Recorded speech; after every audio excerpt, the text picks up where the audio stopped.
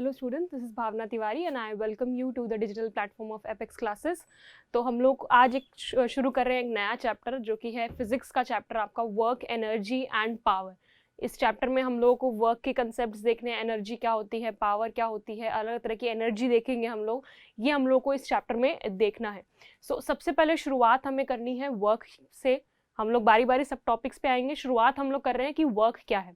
Now जब हम normal language में बात करते हैं तो वर्क मतलब होता है हमने काम किया, बहुत मेहनत करी, हमने कुछ भी, ठीक है। ये हमारे लिए वर्क होता है कि आज हम नॉर्मल लैंग्वेज में क्या बोलते हैं, हिंदी में बोलते हैं वर्क मतलब काम जो कर रहे हैं वो वर्क है, ठीक है। आपने बहुत कोई काम कर दिया तो बहुत सारी मेहनत कर ली आपने, ठीक है, वो वर्क हो गया। अब देखो मैं क्या समझाने जा रही हूँ आपको। एक वॉल है, ठीक है ना, लाइक आपके रूम में कोई वॉल है, आप बैठ के उसको 1 घंटे तक उस वॉल को आप फोर्स लगाए जा रहे हो, धक्का मारे जा रहे हो, कंटिन्यू आप कोशिश कर रहे हो कि वॉल हिल जाए, ठीक है। 1 घंटे तक आप उसको करे जा रहे हो, बहुत मेहनत करी आपने, बहुत अपना पूरा जितनी आपके अंदर एनर्जी थी सबकी सब लगा दी, सारी की सारी उस वॉल को पुश करने में, ठीक है, कि क्या पता मैं खिसका दूं। लेकिन हुआ क्या, वो वॉल आपने पुश नहीं हुई, आपसे बिल्कुल होगी भी नहीं, ऑब्वियसली कैसे होगी, पर आप कर रहे हो ट्राई, ठीक है। आपने बड़ी मेहनत से उस वॉल को ट्राई किया कि मैं इसको खिसका दूं, पर ऑब्वियसली नहीं होगी वो। नाउ अब जब आप बोलोगे, आप थक हार कर जब बैठ गए तो आपके हिसाब से वो बहुत काम कर लिया, ठीक है, आपके हिसाब से आपने बहुत मेहनत करी, आपने इतनी देर धक्का मारा, आप पूरे पसीने पसीने हो गए, बहुत मेहनत करी, बहुत काम किया आपने, ठीक है।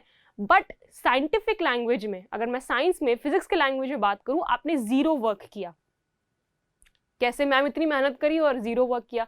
यहाँ पर साइंटिफिक लैंग्वेज में, फिजिक्स के लैंग्वेज में हम बात करते हैं कि वर्क डन क्या होता है, उससे कोई मतलब नहीं है आपने कितना फोर्स लगाया, आपने कितनी एनर्जी अपनी वेस्ट करी, क्या किया, कोई मतलब नहीं है। वर्क क्या है in the language of science, in the language of physics, वो जरा आप समझो कि क्या कहते हैं। हम जब कहते हैं हमने काम किया, यानी वर्क डन, कितना वर्क आपने डन किया है, वो किस पर डिपेंड करता है, उसकी डेफिनेशन क्या है। नाउ वर्क डन क्या होता है, देखो वर्क डन होता है कि जब आप फोर्स लगा रहे हो, फोर्स आपने भी लगाया वॉल के ऊपर, किसी ऑब्जेक्ट पर जब आप फोर्स लगा रहे हो और वो ऑब्जेक्ट डिस्प्लेस करे, डिस्प्लेस मतलब अपनी पोजीशन को चेंज करे, तब वर्क डन होगा। अदरवाइज आप 1 घंटे 2 घंटे 3 घंटे फोर्स लगाए जा रहे हो, उस ऑब्जेक्ट के अंदर अगर डिस्प्लेसमेंट नहीं हो रहा है तो 0 वर्क डन हम कहेंगे, ठीक है, समझ रहे हो आप। साइंटिफिक लैंग्वेज में, फिजिक्स के लैंग्वेज के अंदर आप क्या मेहनत कर रहे हो, आपके पसीने कितने आए, आपकी कितनी एनर्जी लगी, उससे कोई फर्क नहीं पड़ता है।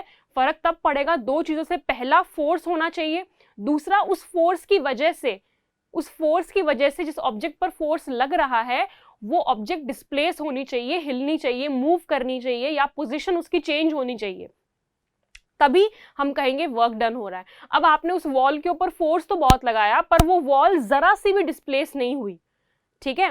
फिर आपका जो वर्क डन है वो 0 हो गया। अगर थोड़ी सी भी डिस्प्लेस होती तो हम कहते हैं कि आपने कुछ वर्क किया है, और ज्यादा डिस्प्लेस होती तो कहते बहुत वर्क किया है, बहुत मेहनत कर ली, ठीक है।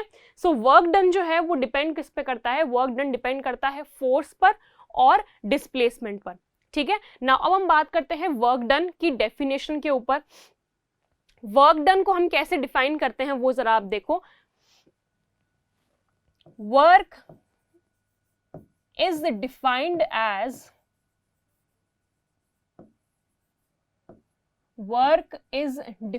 एज, कैसे आप इसको डिफाइन करोगे। Work is defined as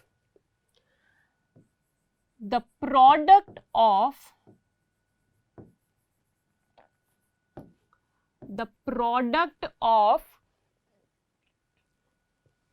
force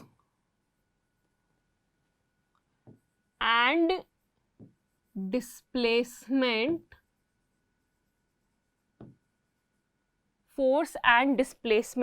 देखो आपकी बुक के अंदर जो वर्क को डिफाइन किया है उसके अंदर क्या कहा गया है, उसके अंदर अगर मैं बात करूं तो कहा गया है work is defined as the dot product. Now ये डॉट प्रोडक्ट क्या होता है, as the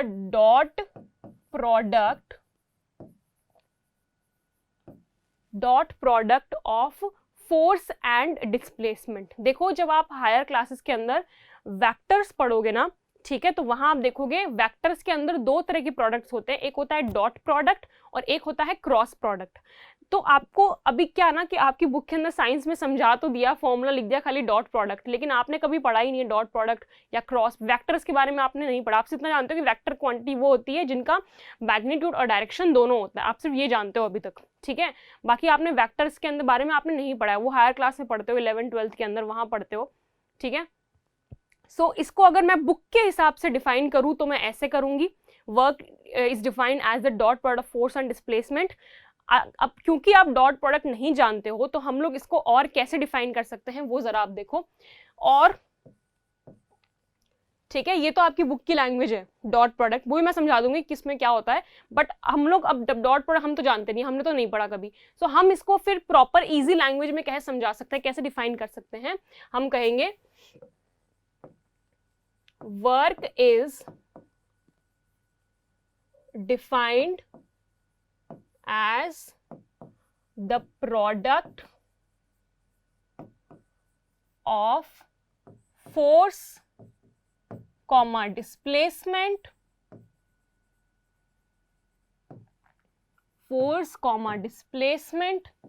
and cos of angle between force and displacement।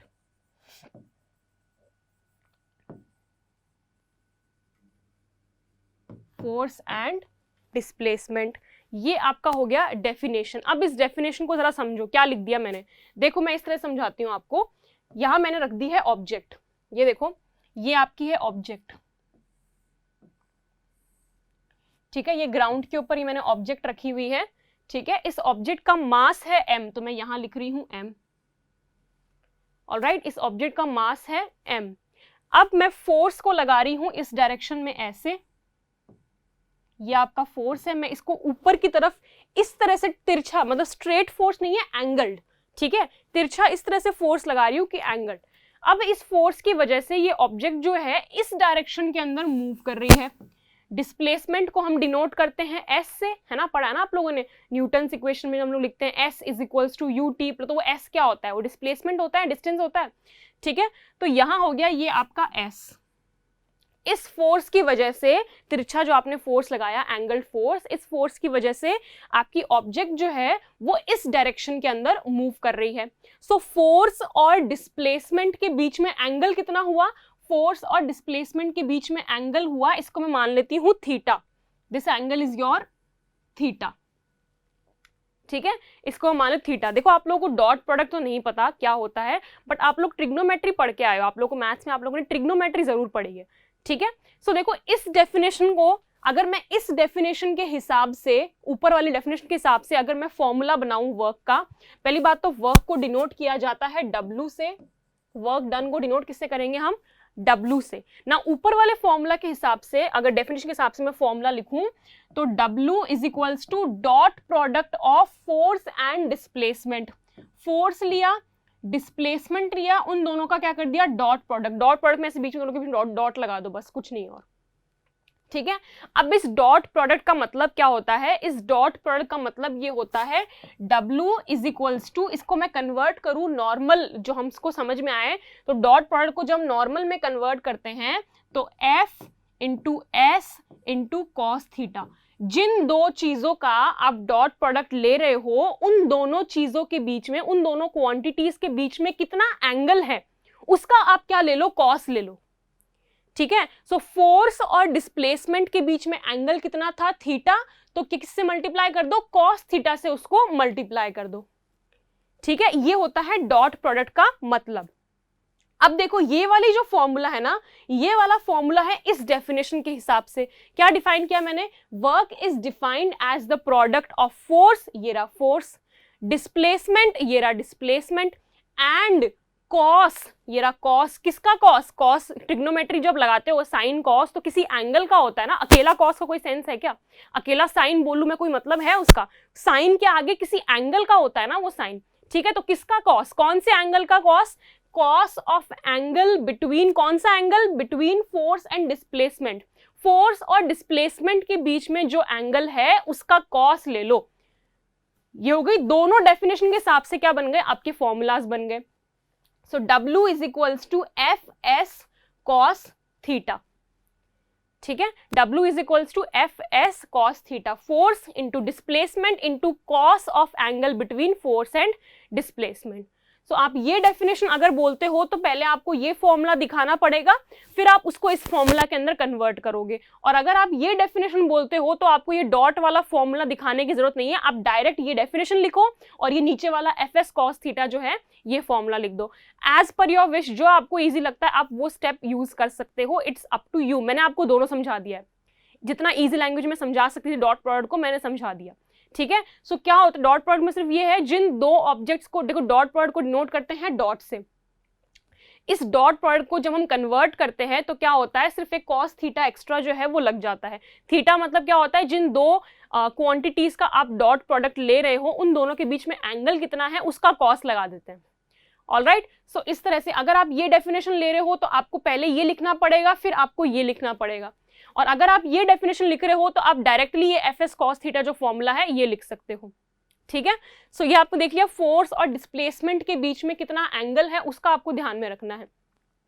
अब इस एंगल के अकॉर्डिंग, ये जो एंगल है आपका, इस एंगल के अकॉर्डिंग वर्क जो है वो कई तरह के हो सकते हैं, ठीक है। 3 केस में मैं डिफाइन कर रही हूं। सो हम लोग देख रहे हैं केसेस, मैं इसको ऐसे 3 पार्ट्स में डिवाइड कर रही हूं। यहां पर फर्स्ट केस आ जाएगा,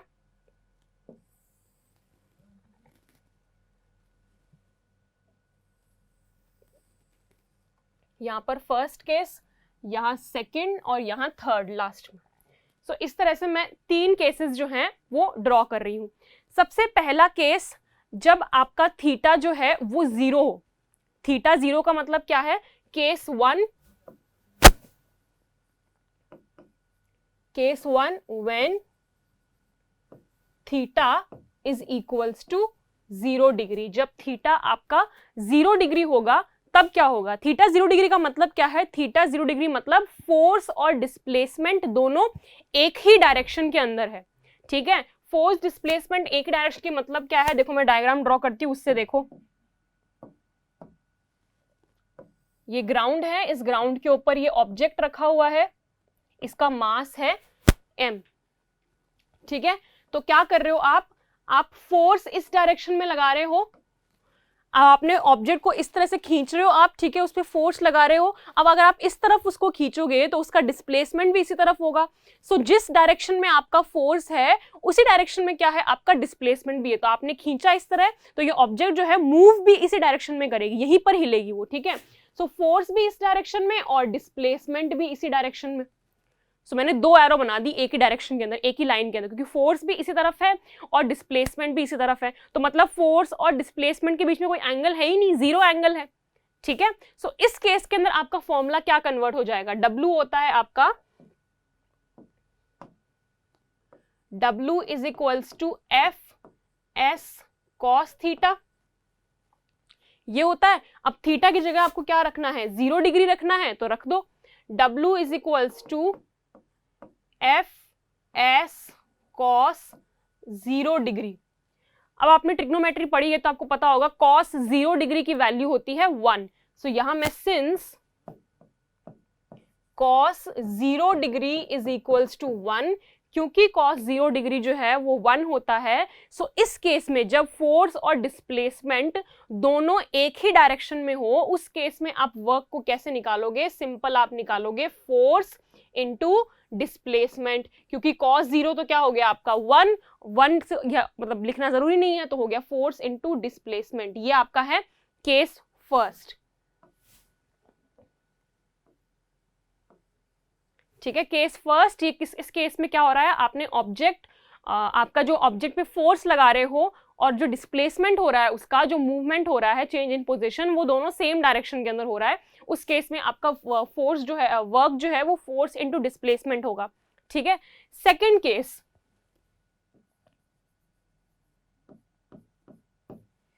सेकंड केस आपका है when theta is equals to 180 degree, when theta is equals to 180 degree, जब थीटा जो है वो 180 डिग्री होगा। अब 180 डिग्री का मतलब क्या है, पहले डायग्राम में उसका देखो, समझो कैसे 180 डिग्री में समझाना चाह रही हूं। 180 डिग्री मतलब ये आपका ग्राउंड, इसके ऊपर रखा आपने ऑब्जेक्ट,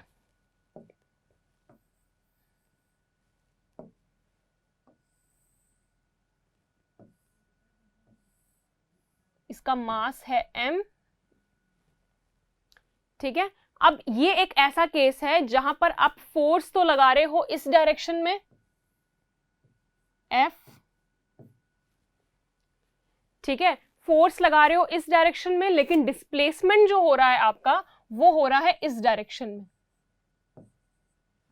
आपने फोर्स लगाया ऑब्जेक्ट पे उस तरफ, पर उसका डिस्प्लेसमेंट जो है वो ऑपोजिट डायरेक्शन में है। तो अगर आप दोनों के बीच का एंगल देखो, दोनों के बीच का एंगल कितना है, ये कितना एंगल दिख रहा है आपको, ये एंगल है 180 डिग्री। यहां पर ये एंगल जो आपका बन रहा है वो कितना बन रहा है, 180 डिग्री। सो ये केस कौन सा है, यहां पर तो दोनों डायरेक्शन सेम थी, सेम डायरेक्शन का मतलब दोनों के बीच में कोई एंगल है ही नहीं, क्योंकि दोनों एक ही लाइन के अंदर है। और यहां एकदम ऑपोजिट है, ऑपोजिट मतलब फोर्स की डायरेक्शन जो है वो इस तरफ है और उसके एग्जैक्ट ऑपोजिट डायरेक्शन है आपकी डिस्प्लेसमेंट की, ठीक है। मतलब क्या कह सकते हैं हम लोग कि फोर्स F और S के बीच में जो एंगल बन रहा है वो कितना बन रहा है, 180 डिग्रीज का बन रहा है। ये आपका है केस सेकंड, जब थीटा आपका कितना है, 180 डिग्री है। ऑलराइट, नाउ इस केस के अंदर देखो क्या होगा। इस केस में देखो W आपका कितना होता है, W होता है F S cos theta, F S cos theta, ये आपका होता है।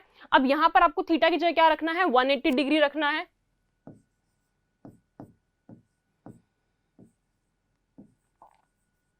W is equals to F S cos 180 degree.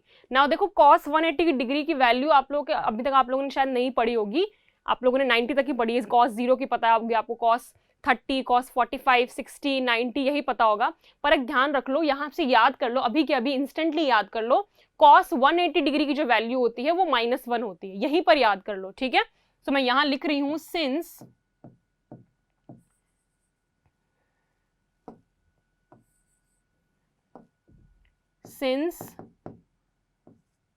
cos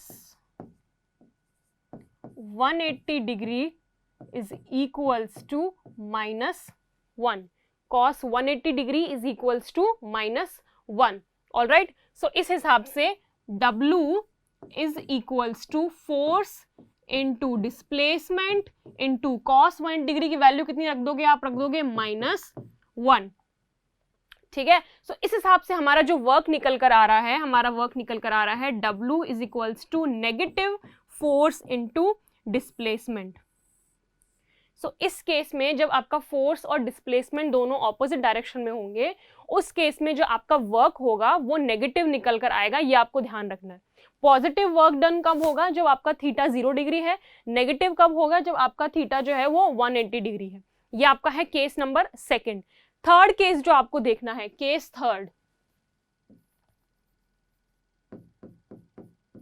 third आपका है when theta is equals to 90 degree. जब आपका थीटा जो है वो कितना है, 90 डिग्रीज पर है। अब अगर थीटा आपका 90 डिग्री पर है तो देखो उस केस के अंदर क्या हो रहा है, उस केस में मैं क्या समझाना चाह रही हूं,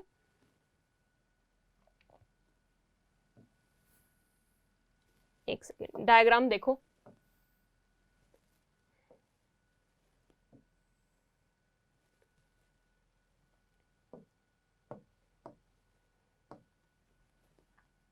ये आपका ऑब्जेक्ट है, इसके ऊपर यहां हमने ग्राउंड पे रखा ऑब्जेक्ट, इसका मास है m, ठीक है, इसका मास है m।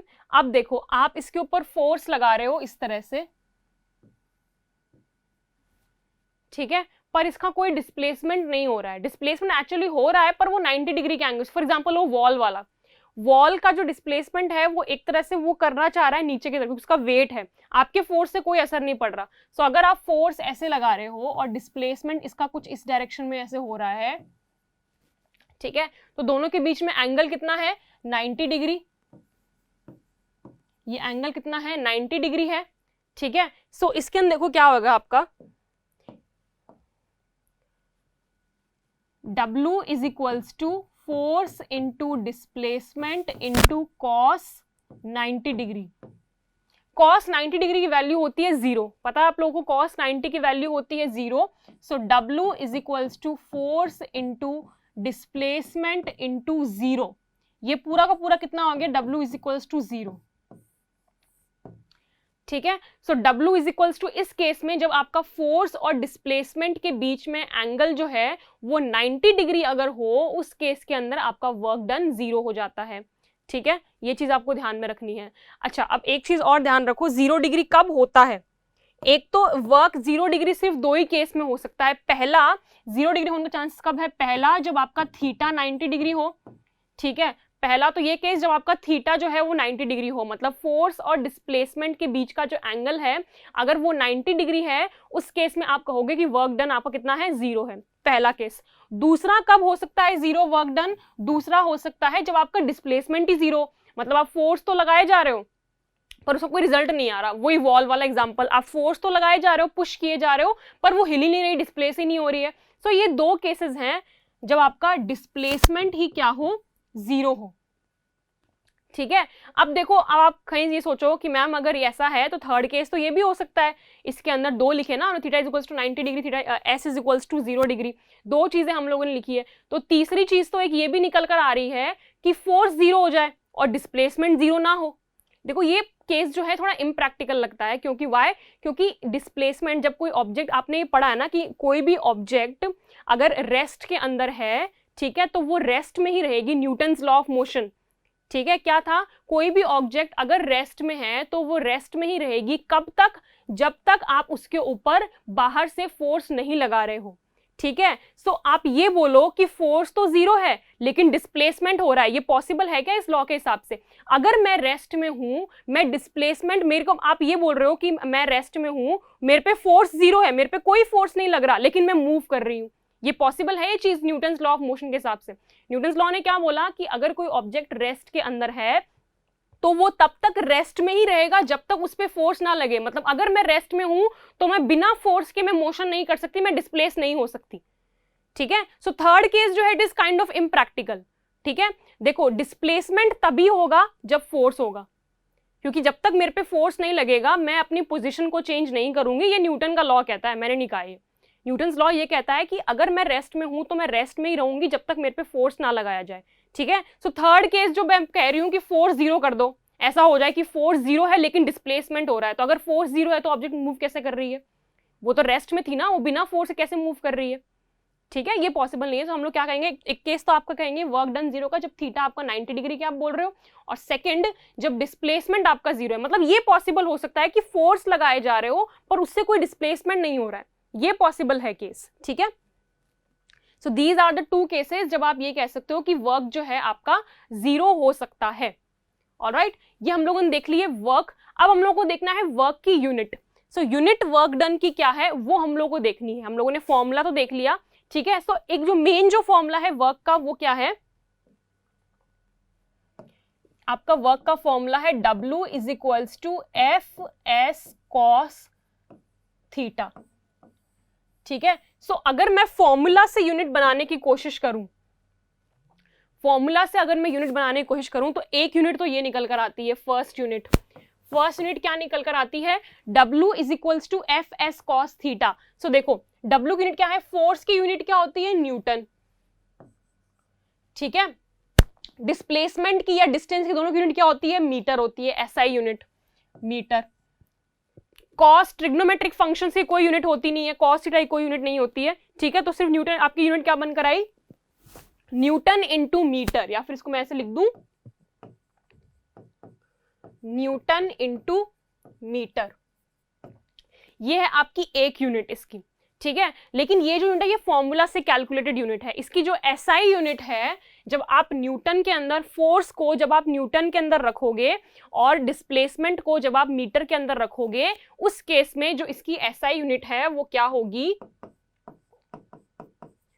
SI यूनिट जो है वो होगी 1 जूल, सॉरी जूल। ठीक है, SI यूनिट क्या है इसकी, जूल। वर्क को कैलकुलेट किया जाता है जूल के अंदर, ये इसकी SI यूनिट है। ऑलराइट, स्टैंडर्ड यूनिट है ये इसकी। अब जो आपका 1 जूल होता है, ये 1 जूल किसके बराबर है, 1 न्यूटन और 1 मीटर। 1 न्यूटन फोर्स जब आप लगाओगे और उस 1 न्यूटन फोर्स की वजह से अगर 1 मीटर का डिस्प्लेसमेंट हो रहा है, तब हम कहेंगे कि 1 जूल का वर्क हो रहा है। ऑलराइट, ये चीज क्लियर है। सो ये न्यूटन इंटू मीटर, बेसिकली आप ये कह सकते हो कि ये न्यूटन इंटू मीटर जो है ये जूल के बराबर है। ये न्यूटन इंटू मीटर तो हमने फॉर्मूला से लगाया, पर असल में ये किसके बराबर है, ऐसा यूनिट जूल के।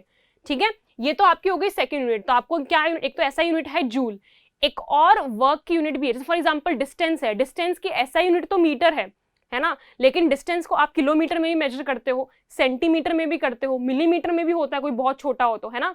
ठीक है, तो डिस्टेंस कोई बहुत सारे यूनिट्स होते हैं ना, पर ऐसा यूनिट मीटर है। सिमिलरली वर्क की जो मेन ऐसा यूनिट है, स्टैंडर्ड यूनिट जो है वो तो है आपकी जूल। ठीक है, लेकिन अगर इसको मैं कन्वर्ट कर दूं, अगर मैं फोर्स को, देखो ये जूल कब यूनिट आएगी आपकी, जब आप फोर्स को ले रहे हो न्यूटन में और जब आप डिस्प्लेसमेंट को ले रहे हो मीटर के अंदर। ठीक है, उस केस में आ रही है। नाउ अगर मैं फोर्स को कर दूं, अगर आपका फोर्स है 1 डाइन, फोर्स की भी एक और यूनिट होती है, जैसे फोर्स की न्यूटन यूनिट होती है वैसे ही फोर्स की एक और यूनिट होती है डाइन। ठीक है, और सिमिलरली डिस्टेंस में जैसे मीटर होती है, सिमिलरली मैं डिस्टेंस को कर दूं सेंटीमीटर में, और डिस्प्लेसमेंट जो आपका है उसको मैं मीटर की जगह कर दूं सेंटीमीटर में।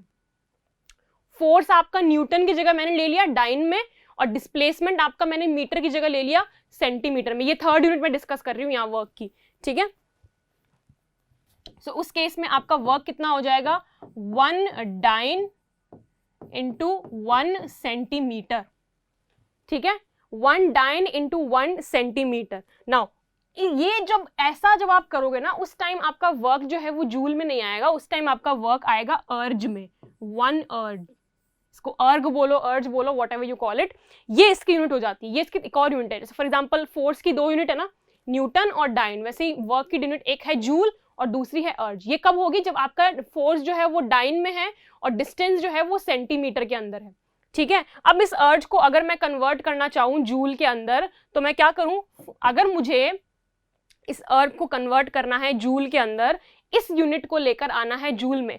फॉर एग्जांपल हम लोग कहते हैं ना 1 मीटर, मीटर जो है वो डिस्टेंस की यूनिट होती है ना, लेकिन किलोमीटर भी एक यूनिट है डिस्टेंस की।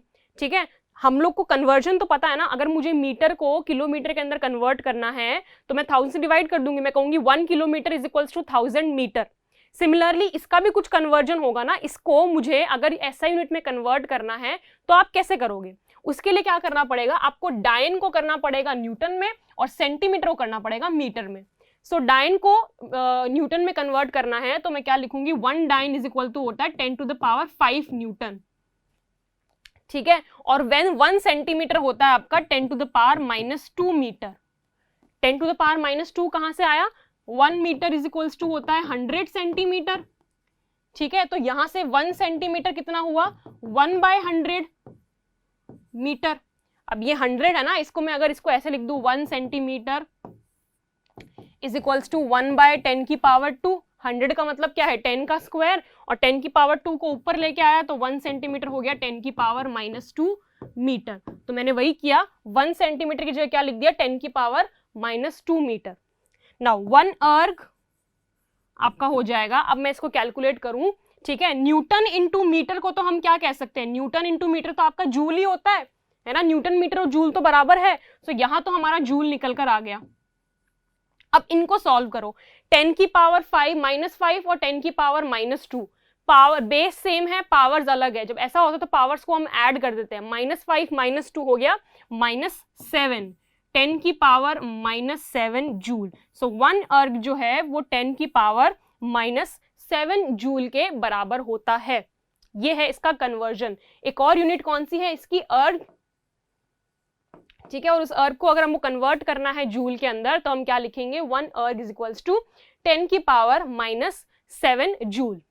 ऑलराइट, क्लियर है, ये आपकी हो गई unit of work. Now subscribe करें हमारा Apex Classes Edutech YouTube channel, साथ ही बेल आइकन को क्लिक करना बिल्कुल ना भूलें ताकि आगे आने वाले सभी यूट्यूब वीडियोस की अपडेटेड नोटिफिकेशंस सबसे पहले आपको मिले। Apex Classes Edutech, subscribe now.